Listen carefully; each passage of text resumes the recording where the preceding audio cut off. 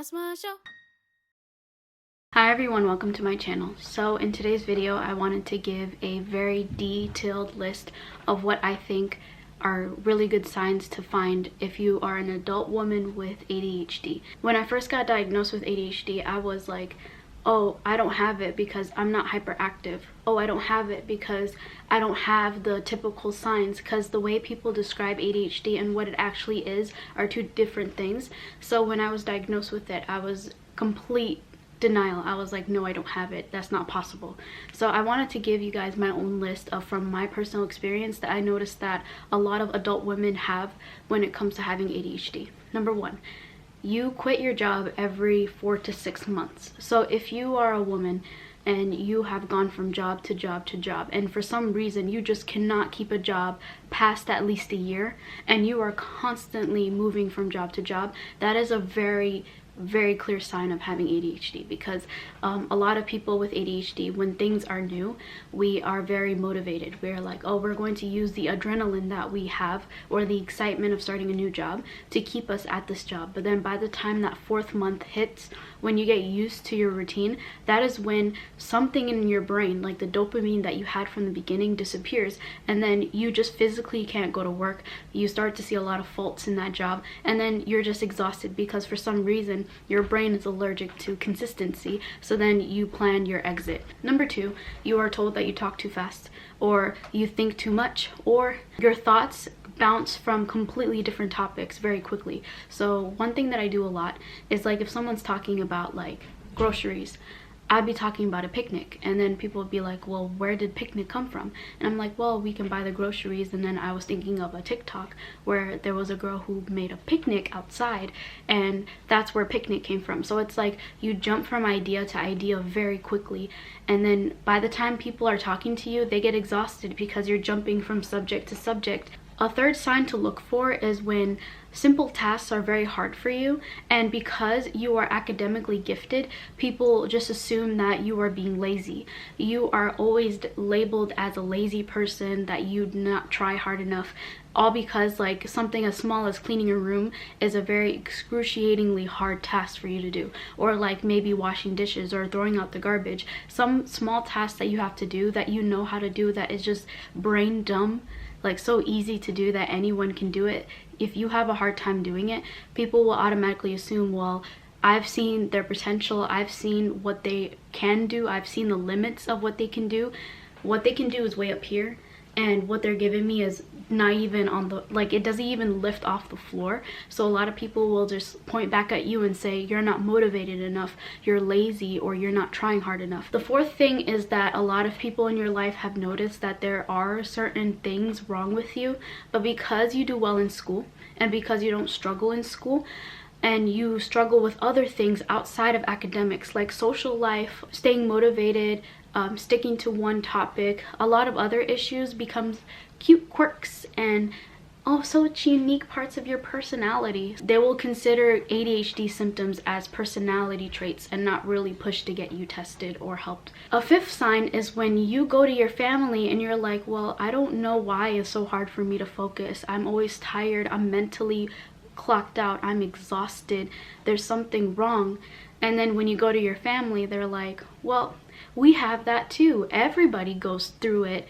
You're not the only one. See, I have it and I'm completely normal. That's your fifth sign that you probably have ADHD, because ADHD is a genetic thing. It's biological. If you have ADHD, there is a chance that one of your parents have it too. So if you're going to try to confide in one of your parents, and your parents are like, oh, I have everything you just said and I turned out normal, I mean...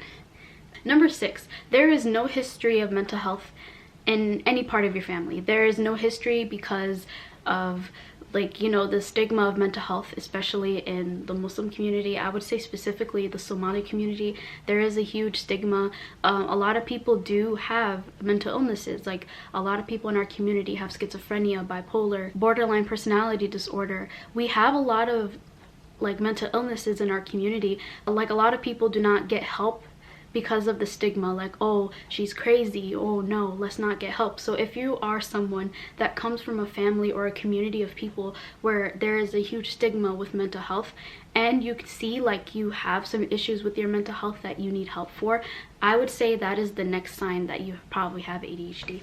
Another sign of ADHD is that you have been scammed by a lot of people, not because you're like naive 100%. You look for shortcuts to success, so you might get scammed into pyramid schemes, MLMs. It's very easy for people with ADHD, adult women, to try really hard because you know you have the potential, you know you're smart, you know you can get the grades, you know you can do well in life, but it's just there's something about you that just cannot get work done. So you try to find shortcut, easy, quick schemes that you just like fall into multiple times because you want to be successful. You want to find a way to get out of the 9 to 5 because you hate the 9 to 5. That's another sign. You hate the 9 to 5. You hate clocking in every single day. You hate being required to keep the same amount of energy every single day. Your mind is like, well, if I can do the work in 1 hour, why do I have to sit here and stretch out that 1 hour of work for 8 hours and pretend that it took 8 hours to do? Why do I have to sit here and do short, small talk with a bunch of people and keep appearances at the office when I can just roll out of bed and do all that work in just 1 hour or 2 hours and then get paid the amount that I deserve? That's what a lot of people with ADHD, that's their mindset. Another sign is you are not consistent. One day you are full of energy, the next day you are just like a zombie. You don't have the same level of energy every single day. One day you are completely zapped and the other day you're like, woo, I'm going to like talk to everybody around me. So because of that, you struggle with staying consistent. Discipline is one of the hardest things for you. You never find a routine and stick to it, no matter how hard you try. Another sign is biting your nails, picking at your nails, biting the inside of your tongue, no, inside of your cheek, biting your lips, picking, like putting yourself through pain to stay focused on something. So like one thing that I used to do a lot when I was not diagnosed with ADHD, and I still do it a lot, picking the skin off of my nails. I know this is kind of disturbing, but I have to be honest, okay?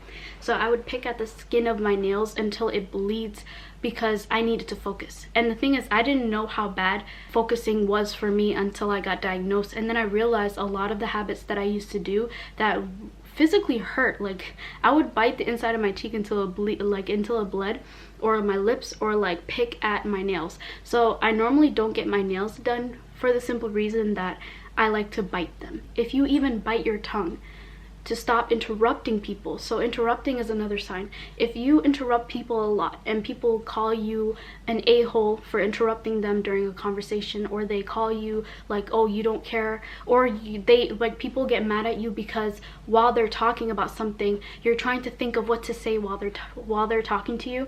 A lot of people consider that very rude, and I honestly didn't know that interrupting people was very rude until like someone pointed it out to me.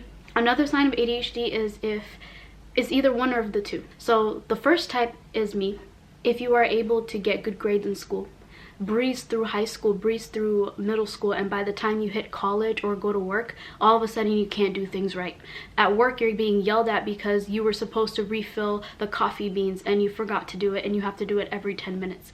If you are someone that gets yelled at work because you work hard but you're not doing the work that we tell you to do, you're not taking the steps that we told you to do, if you're someone at work that gets yelled at, or your boss does not like you because you forget something, like, oh, you forgot to go back to a customer if you're working as a waiter or a waitress, if you're running to a table and you're supposed to help another table but you forget about that table. In school, you don't pay attention in class. You're constantly daydreaming throughout the entire class session. You either fall asleep in class and you struggle to pay attention, you interrupt a lot, and your teacher sees that you do well in your classes, like get good grades, but when it comes to like participation and things like that, you struggle with that. So a lot of teachers, even though you do well in school, you're not really their favorite. The second type of person who has adult ADHD when it comes to academics and work, if you are the type that everything is hard for you because you're not able to sit down and focus on the material. So there are some people who have ADHD, but they are smart, but they just physically can't sit down and do the work because it is so boring. Like their brain is literally, and this is, I would argue that this is a severe type of ADHD where it's like it doesn't matter how much you hurt yourself physically or how much you like try your best to focus, you just physically cannot do your homework no matter how hard you try. That is another type. Like if someone's trying to teach you a math equation and you have really severe ADHD, I would say severe, and you are just physically cannot sit and comprehend, like everything's going out one ear and out the other, that is like the type of ADHD that I would argue gets diagnosed. Because I noticed that for women, the only time you get diagnosed with ADHD is if you have very hyperactive ADHD or you have academic issues. So if you have a lot of issues with academics, that is when a lot of people start to focus on your issues and then get diagnosed. But if you are academically gifted, a lot of people, like women with ADHD who are academically gifted, who go to good colleges, do well in school, they are the ones that go under the radar, and it takes them a very long time to get diagnosed. This is my next point. If something is not in front of you, it does not exist. Friendships. So you struggle with friendships because if the friend is not physically in front of you, they don't exist. If a family member is not in front of you, they don't exist. So you forget to call them and keep up with them, and then people assume that you are, again, an a-hole because you don't care about them, because if you did, you would remember to call. So it's like planning things ahead of time. Any executive functioning skills like planning, organizing, your room is always messy. Don't mind my room. You are chronically overwhelmed. You are always mentally exhausted. You are always overwhelmed, but you stay that way in that state of stress because that is the only way you can focus. So when I had undiagnosed ADHD, before I was diagnosed by a psychologist, I would always be on my feet, always stressed out. Anytime I relaxed, it was a bad thing. So if I would sit on my bed and relax for the day, that is when 10 hours would pass and I would completely forget about all my work and everything that I had to do. So it's like if you are a woman with ADHD, there is a good chance that you have associated relaxing with, oh, I'm gonna get yelled at, or relaxing with, oh, I can't do that. So if you have ADHD, there's a good chance that you do not relax. Most women, adult women who go undiagnosed with ADHD, a lot of times, unfortunately, they get diagnosed in their early 20s. Sometimes after they have kids and their kids get diagnosed, that is when they get diagnosed. So a lot of adult women, I feel really bad for you if you still are like in your late 20s and early 30s and you haven't been diagnosed. I feel really bad, and I'm really sorry that you had to go through life not being diagnosed with ADHD. But a lot of adult women, they also have anxiety and depression on top of having all of these other symptoms, because literally you grow up being told that all of your issues are in your own head. I mean, it is technically in our heads, but people would say it like, oh, but you need to try, you're lazy, it's not hard for us, so why is it hard for you? You're being over dramatic, you're being too sensitive, why are you not consistent? You need to try harder. You have what it takes to be successful, but you're not trying. So that is one thing that is constantly drilled into adult women with ADHD. And if you're a kid and you grow up into an adult woman and you have it, a lot of times you do end up becoming very anxious because all of a sudden a person decides not to be your friend anymore. Why? Because you did not text them fast enough, because you forgot to text them. Or like maybe you forgot to say happy birthday to someone because physically your brain cannot keep track of time. So like if you don't say happy birthday to someone, all of a sudden there's drama and this person doesn't want to talk to you. Or you interrupt somebody a good too many times and they assume you're an a-hole and they stop talking to you. Or like you drop out of too many college courses, or you quit too many jobs and then you are basically jobless and unemployed. Or you're struggling, like really struggling to keep up with everybody else. Everybody else seems to be breezing through life and you are struggling. So a lot of times, not just anxiety, but then that leads to depression. You become a very depressed person, very closed off and reserved, and you start to become a shell of yourself because you start to give up. And this is when you really need to get diagnosed with ADHD. So this is like the bottom of the bottom, when you are literally contemplating like giving up on your own life. That is when I definitely recommend getting diagnosed immediately, like going to therapy. Because like one part of having ADHD is that we can always keep like getting up and trying, but after a certain point if you do not get diagnosed with ADHD, that is when you start to give up on your dreams because you feel like it's unattainable. Like, no matter how many times you sit down and try to study, you can't do it. No matter how many times you try to go for a goal, you miss doctor's appointments, and then the doctors assume that you don't care because you did not call them ahead of time, and now you're in trouble with the doctor's office because you didn't cancel your appointment.